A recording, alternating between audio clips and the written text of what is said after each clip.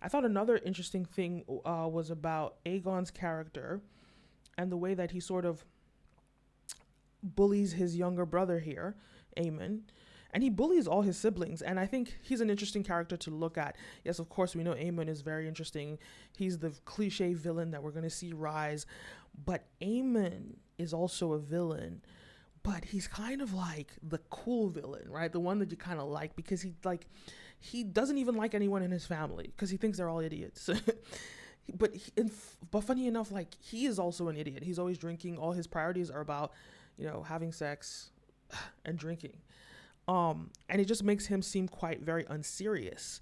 So I think it's going to be interesting to see how his character develops and what is going to look like. Is he going to betray? Because he looks like he's very capable of betraying his family, you know. And even though he's the heir, he's supposed to be the true heir, right? But he just the way that he behaves, the way he acts, he just wasn't raised to be an heir, which is so interesting because Otto Hightower told his daughter, raise Aemon to be an heir. That's the instruction. And that's not what she did. She just scolds him. She's always scolding him, but is she doing much raising?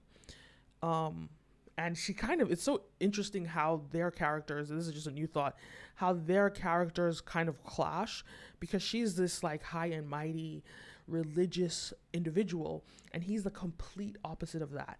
And if it's almost like she spent all her time focused on Rhaenyra, focused on the dynamics, and not enough time raising her children, giving them strong moral compasses, giving them, passing on her beliefs and her systems to her children, because it seems like all of them are rogue.